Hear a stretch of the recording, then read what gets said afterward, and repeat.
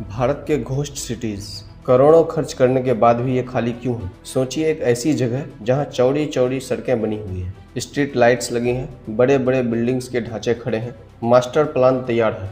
कहीं कहीं तो ऐसा इंफ्रास्ट्रक्चर खड़ा है जिसे देखकर लगेगा कि आप किसी फ्यूचर सिटीज़ में आ गए हैं। लेकिन इन सब के बीच एक चीज़ गायब है, लोग। और यहीं से शुरू होती है भारत के तथाकथित घोस्ट सिटीज़ की कहानी।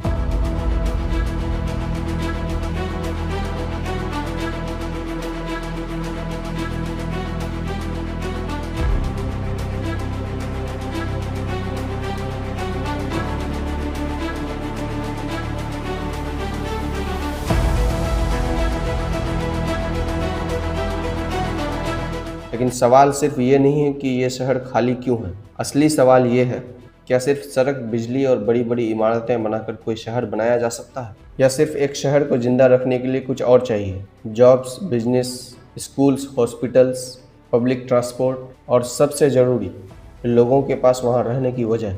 आज की इस डॉक्यूमेंट्री में हम भारत के कुछ प्लान सिटी प्रोजेक्ट्स को समझेंगे, ढोलेरा से लेकर अमरावती तक और लवासा तक। लेकिन हमारा मकसद किसी प्रोजेक्ट को बिना वजह फेलियर कहना नहीं है, बल्कि ये समझना है कि एक शहर कागज़ पर सक्सेसफुल और ज़मीन पर खाली क्यों दिखाई दे सकता है। सबसे पहले कन्फ्यूजन दूर कर लेते हैं। घोस्ट सिटी कोई ऑफिशियल इंडियन गवर्नमेंट कैटेगरी नहीं है।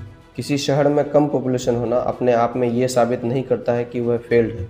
कई प्लान सिटी को डेवलप होने में दशकों लगते हैं। इसीलिए हमें 3 अलग अलग चीज़ों को समझना होगा। पहली, अबेंडन सिटी, जहां डेवलपमेंट रुक गया है और प्रोजेक्ट लगभग छोड़ दिया गया।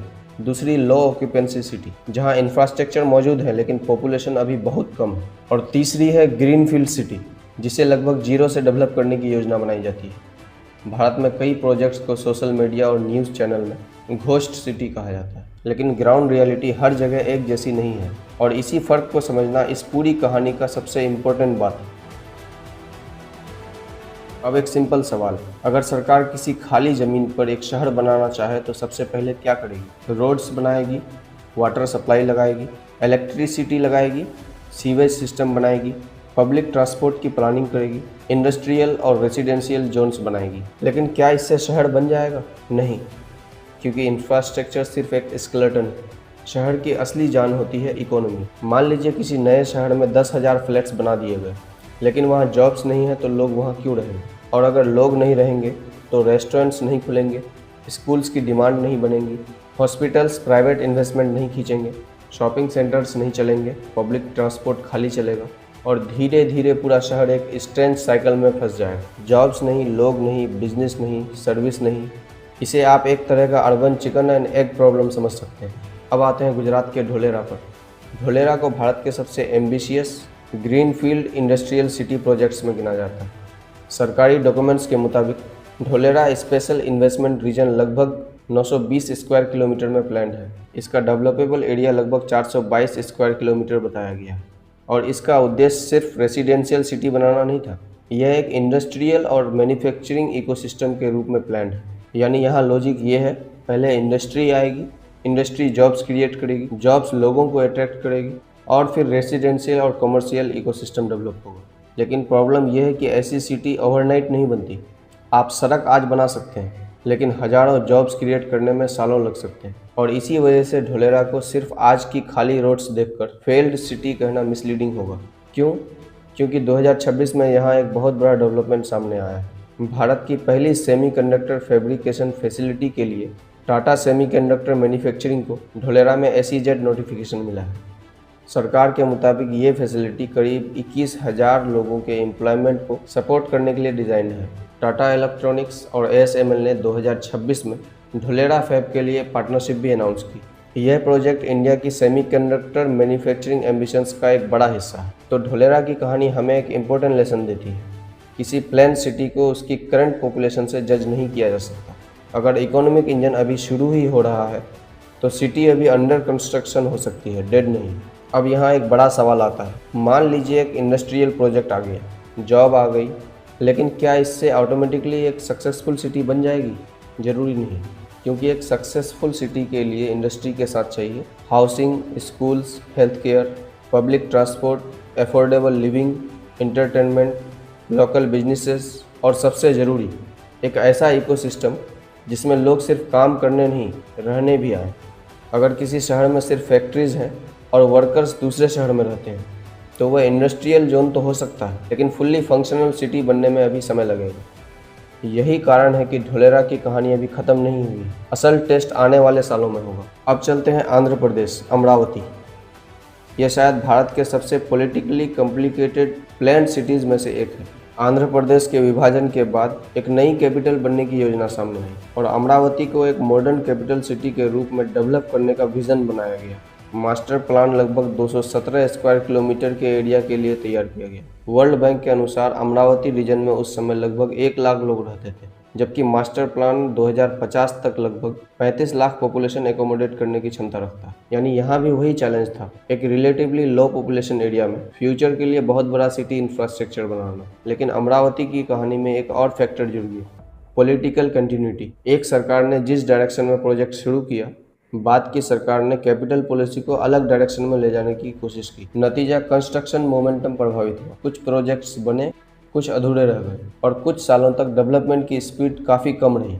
यही प्लान सिटीज़ के लिए एक बहुत बड़ा रिस्क है। सोचिए, आप किसी शहर को बनाने में 20 साल का प्लान बनाते हैं, लेकिन पॉलिटिकल गवर्नमेंट का टेन्योर 5 साल का होता है। एक गवर्नमेंट कहता है ये हमारी प्रायोरिटी है, दूसरी गवर्नमेंट आती है और कहती है हमारी प्रायोरिटी कुछ और है। तो इंफ्रास्ट्रक्चर प्रोजेक्ट के साथ सिर्फ इंजीनियरिंग नहीं बदलती, इन्वेस्टमेंट भी रुक सकता है। Private companies wait and watch mode में जा सकती है, लैंड प्राइसेस प्रभावित हो सकते हैं और सबसे बड़ी चीज़, पब्लिक कॉन्फिडेंस टूट सकता है। अमरावती में यही सवाल बहुत बड़ा रहा है, लेकिन कहानी यहीं ख़त्म नहीं हुई। 2024 के बाद प्रोजेक्ट को बहुत बड़ा पुश मिला। वर्ल्ड बैंक ने Amaravati integrated urban development programme के लिए $800 मिलियन फाइनेंसिंग अप्रूव की। वर्ल्ड बैंक के अनुसार इसका उद्देश्य अमरावती को एक well managed, climate resilient growth centre बनाना और जॉब्स क्रिएट करना है। एशियन डेवलपमेंट बैंक ने भी लगभग $788.8 मिलियन के प्रोग्राम को अप्रूव किया। जुलाई 2026 तक एबीडी डाटा में क्यूमुलेटिव कॉन्ट्रैक्ट अवार्ड्स करीब $195.65 मिलियन और डिसबर्समेंट करीब $359.73 मिलियन दर्ज थे। यानी अमरावती को अब एवेंडन सिटी कहना भी सही नहीं होगा। ये एक long term capital city projects है जो पॉलिटिकल इंटरप्शंस के बाद फिर डेवलपमेंट फेज में है। यहाँ सबसे बड़ा लेसन है, सिटी प्लानिंग सिर्फ बिल्डिंग्स का प्रोजेक्ट नहीं है, यह 20 से 30 साल की कमिटमेंट है। अगर मास्टर प्लान बार बार बदलेगा, अगर पॉलिटिकल प्रायोरिटीज़ बदलेंगी, अगर फंडिंग अनसर्टेन होगी, तो सिटी डेवलपमेंट की कॉस्ट बढ़ेंगी और टाइमलाइन लंबी होगी। और इसका असर सिर्फ गवर्नमेंट पर नहीं पड़ता, इसका असर उन किसानों और ज़मीन के मालिकों पर भी पड़ता है जिनकी ज़मीन डेवलपमेंट प्लान का हिस्सा बनी। इसका असर इन्वेस्टर्स पर पड़ता है और आखिर में रेसिडेंट्स पर पड़ता है। अब आते हैं महाराष्ट्र के लवासा पर। यह कहानी बाकी दोनों से थोड़ी अलग है। लवासा एक प्राइवेट प्लान्ड हिल सिटी के रूप में डेवलप करने का एक एम्बिशियस विजन था। Lake side developments, hotels, residential projects, tourism और मॉडर्न इंफ्रास्ट्रक्चर।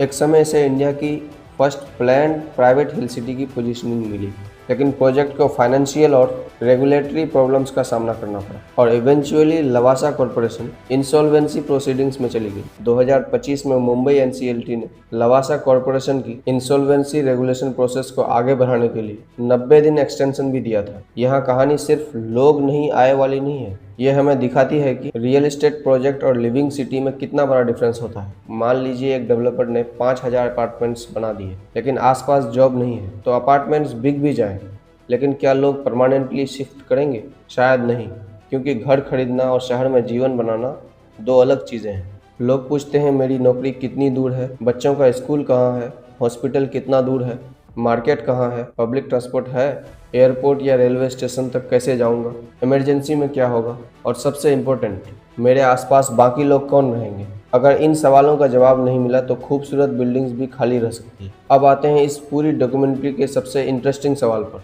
एक सिटी को पहले क्या चाहिए, इंफ्रास्ट्रक्चर या जॉब्स? असल में दोनों, लेकिन बैलेंस बहुत इंपॉर्टेंट है।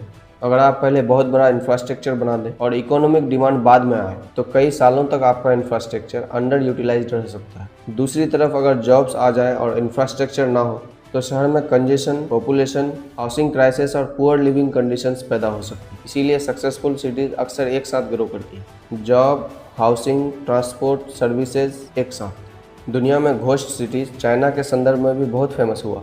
चाइना ने मैसिव अर्बन डेवलपमेंट किया, कई जगह इंफ्रास्ट्रक्चर पॉपुलेशन से बहुत आगे निकल गया, लेकिन इंडिया का सिचुएशन बिल्कुल सेम नहीं है।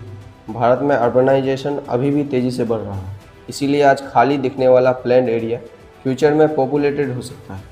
लेकिन इसका मतलब ये नहीं कि हर एम्प्टी सिटी इवेंचुअली सक्सेसफुल होगी, क्योंकि पॉपुलेशन ग्रोथ अपने आप किसी लोकेशन को सक्सेसफुल नहीं बनाती। इकोनॉमिक अपॉर्चुनिटी सक्सेसफुल बनाती है। लोग वहीं जाना चाहते हैं जहां उन्हें लाइवलीहुड और बेहतर क्वालिटी ऑफ लाइफ मिले। अगर हर कुछ साल में डायरेक्शन बदलती रहे तो लॉन्ग टर्म इन्वेस्टमेंट मुश्किल हो जाता है। क्या भारत को नए शहर बनाने बंद कर देने चाहिए? नहीं, भारत को नए सिटीज़ की ज़रूरत है क्योंकि अर्बन पॉपुलेशन बढ़ रही है। लेकिन सवाल है, हम नए शहर कैसे बनाएं? क्या पहले मास्टर प्लान बनाकर हज़ारों करोड़ खर्च कर दें, या पहले इकोसिस्टम इंजन आइडेंटिफाई करें? इंडस्ट्री कहाँ आएंगी, जॉब्स कहाँ बनेंगी, किस तरह की पॉपुलेशन आएगी, उनकी इनकम क्या होगी, ट्रांसपोर्ट कैसे चलेगा, पानी कहाँ से आएगा, और क्लाइमेट चेंज के कारण आने वाले 30 से 50 सालों में शहर कितना रिजाइलेंट होगा?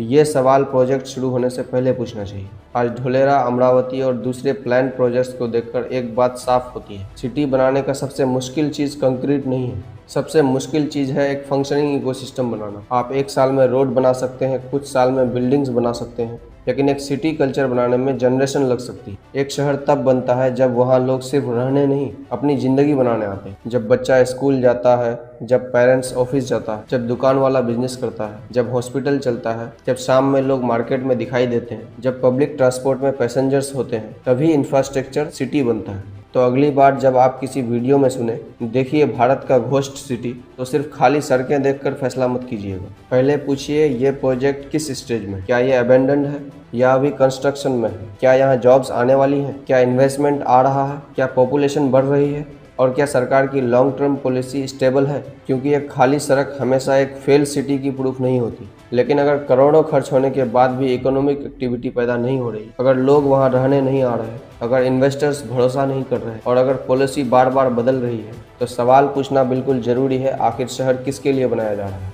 क्योंकि शहर सिर्फ कंक्रीट से नहीं बनता, शहर बनता है लोगों से। और शायद यही भारत की प्लान सिटीज़ की सबसे बड़ी कहानी है। हमने फ्यूचर के शहर बनाने शुरू कर दिए हैं, लेकिन अब असली चैलेंज है, क्या हम उनमें फ्यूचर की ज़िंदगी भी ला पाएंगे? आप देख रहे हैं वसी 7 नेक्सस, और अगर आपको ऐसी रिसर्च बेस्ड डॉक्यूमेंट्रीज पसंद है तो चैनल को सब्सक्राइब जरूर कीजिए, क्योंकि अगली कहानी शायद आपके आसपास ही छिपी है। धन्यवाद।